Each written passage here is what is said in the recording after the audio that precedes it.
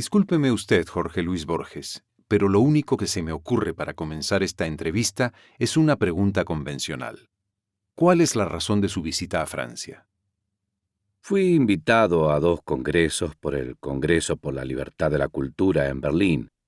Fui invitado también por la Deutsche Regierung, por el gobierno alemán, y luego mi gira continuó y estuve en Holanda, en la ciudad de Ámsterdam, que tenía muchas ganas de conocer. Luego mi secretaria María Esther Vázquez y yo seguimos por Inglaterra, Escocia, Suecia, Dinamarca, y ahora estoy en París. El sábado iremos a Madrid, donde permaneceremos una semana. Luego volveremos a la patria. Todo esto habrá durado poco más de 2 meses. Tengo entendido que asistió al coloquio que se ha celebrado recientemente en Berlín entre escritores alemanes y latinoamericanos.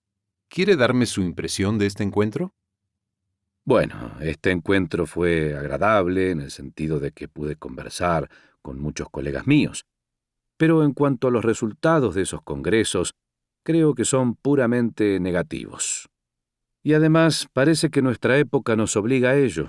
Yo tuve que expresar mi sorpresa, no exenta de melancolía, de que en una reunión de escritores se hablara tan poco de literatura y tanto de política, un tema que me es más bien, bueno, digamos tedioso.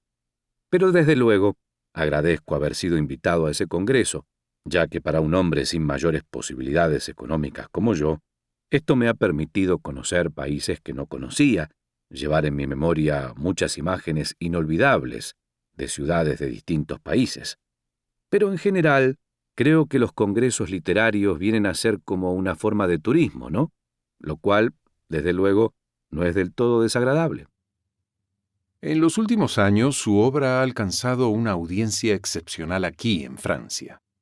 La Historia Universal de la Infamia y la Historia de la Eternidad se han publicado en libros de bolsillo y se han vendido millares de ejemplares en pocas semanas.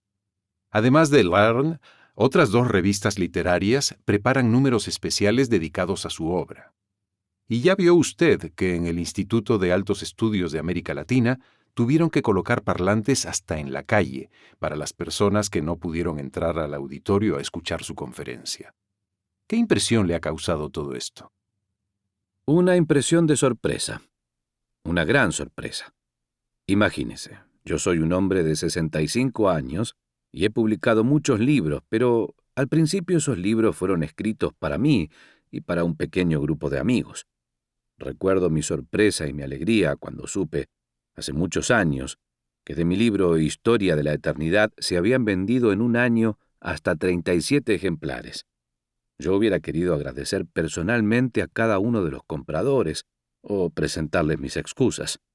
También es verdad que 37 compradores son imaginables, es decir, son 37 personas que tienen rasgos personales y biografía, domicilio, estado civil, etc.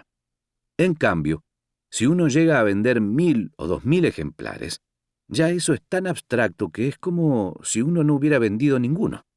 Ahora, el hecho es que en Francia han sido extraordinariamente generosos hasta la injusticia conmigo. Una publicación como L'Aigle, por ejemplo, es algo que me ha colmado de gratitud y al mismo tiempo me ha abrumado un poco. Me he sentido indigno de una atención tan inteligente, tan perspicaz, tan minuciosa y, le repito, tan generosa conmigo. Veo que en Francia hay mucha gente que conoce mi obra, uso esta palabra entre comillas, mucho mejor que yo. A veces, y en estos días, me han hecho preguntas sobre tal o cual personaje. ¿Por qué John Vincent Moon vaciló antes de contestar?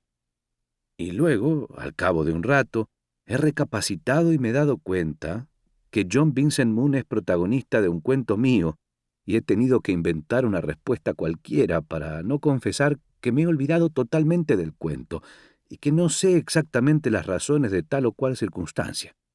Todo eso me alegra y al mismo tiempo me produce como un ligero y agradable vértigo.